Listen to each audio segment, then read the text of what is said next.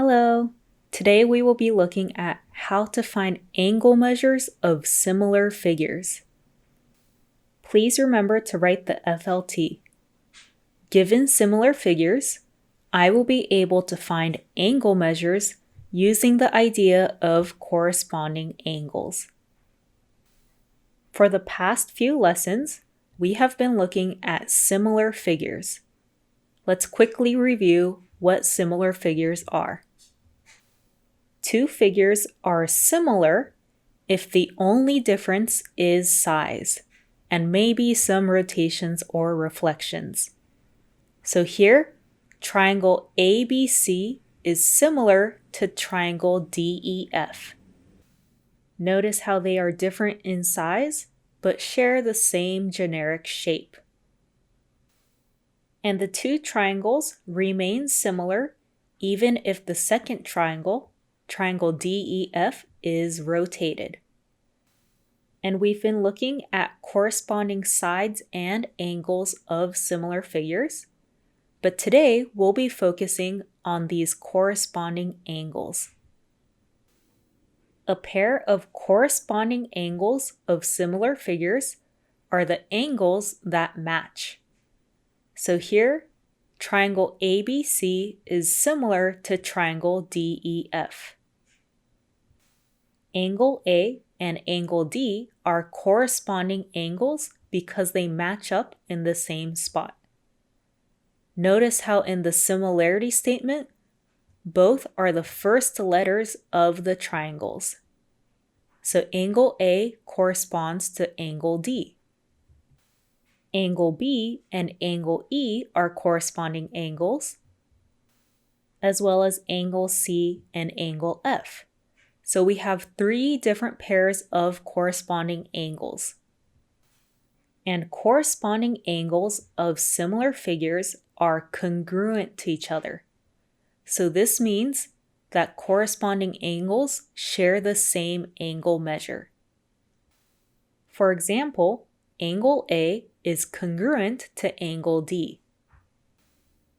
Additionally, angle B is congruent to angle E, and angle C is congruent to angle F. So today, we will be using the fact that corresponding angles of similar figures are congruent to each other to find missing angle measures. For example 1, we are going to find the measure of angle B given that triangle ABC is similar to triangle LMN. Make sure to try and draw the triangles as accurately as possible and include the angle measures as well. So we have to find the measure of angle B, which corresponds to angle M.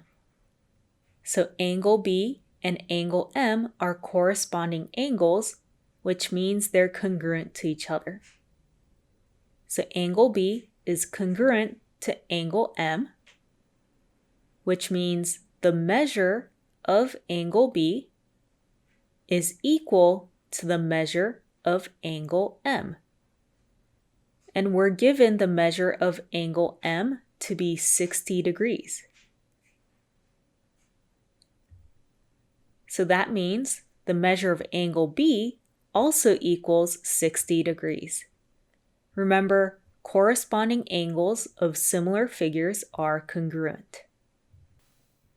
For example 2, we are going to find the measure of angle C given that triangle ABC is similar to triangle JKL. Here, notice how the triangles are facing different directions, so it might be a little more confusing to find corresponding angles. So here's the measure of angle C. Notice how it's the third letter of the first triangle. The third letter of the second triangle is L. So angle L is the corresponding angle of angle C, and this means the two angles are congruent. In other words, the measure of angle C equals the measure of angle L. The measure of angle C equals 87 degrees because we're given that the measure of angle L equals 87 degrees. Please try example 3 on your own and then press play when you're ready to compare answers. So we're going to find the measure of angle A, which is the first letter. And in the second triangle, J is the first letter. So I know that angle A corresponds to angle J. So that means these corresponding angles are congruent to each other. Angle A is congruent to angle J. So that means that the measure of angle A equals the measure of angle J. We know that the measure of angle J is 80 degrees, so the measure of angle A also equals 80 degrees. Example 4 is a little different because we are now asked to solve for x. So we are going to solve for x given that triangle DEF is similar to triangle QRS. So first, let's find a pair of corresponding angles that involves x. Notice how angle D measures as x minus 6 degrees, and it corresponds to angle Q. So angle D and angle Q are corresponding angles, meaning that they are congruent to each other. So the measure of angle D equals the measure of angle Q. We know that the measure of angle D equals x minus 6 degrees, and the measure of angle Q is 78 degrees. Again, we're given that the measure of angle D is x minus 6 degrees, and the measure of angle Q is 78 degrees. And we can set these equal to each other because they are corresponding angles. From here, let's solve for x. I want to isolate x, so how can I get rid of the minus 6? What is the opposite operation of subtracting? Adding. So I'm going to add 6 degrees to both sides, and this part will cancel out. X equals 78 plus 6, which equals 84. Again, 78 plus 6 equals 84. And sometimes you'll have to include the degree symbol, but in this case, just write down the number. X equals 84. And to check your answer, you can always plug x back in. So notice how angle D measures x minus 6 degrees, which is 84 minus 6 degrees, which does equal 78 degrees. So angle D and angle Q are congruent to each other. For this example, we're going to solve for x given that triangle BDF is similar to triangle LNP. So first, let's find a pair of corresponding angles that will help us solve for x. I notice that angle F measures x plus 10 degrees, and angle F corresponds to angle P. So I know that angle F and angle P are corresponding angles, which means that they are congruent to each other.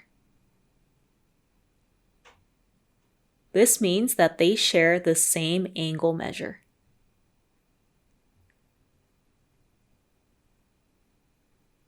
I know that the measure of angle F is x plus 10 degrees,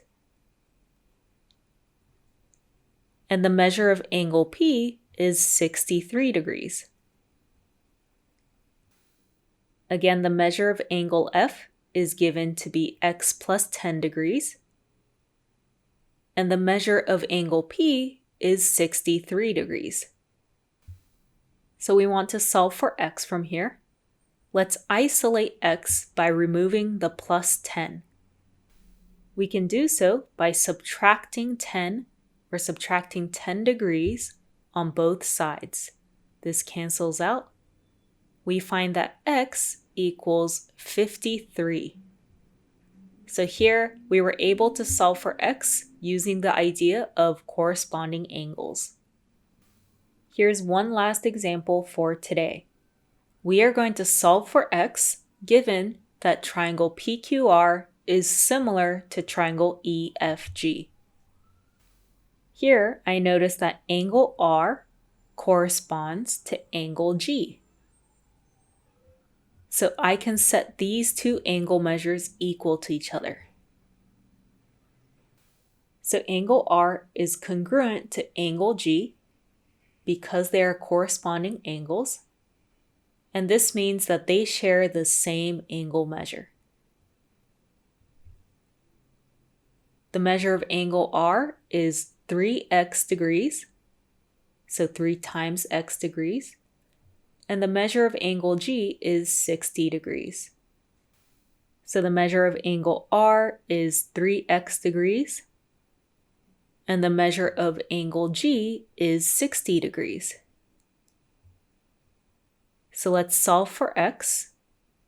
We divide both sides by 3 because division is the opposite operation of multiplication. And 60 divided by 3 equals 20. So we've solved for x. X equals 20. So for these examples, the most important step is to correctly identify the pair of corresponding angles. So here's a quick review of today's lesson. Two figures are similar if the only difference is size. And a pair of corresponding angles of similar figures are the angles that match up, so the angles that are in the same spot. Corresponding angles of similar figures are congruent to each other, which means that they have the same angle measure. Great job today, and please remember to submit your notes on Canvas. Thank you.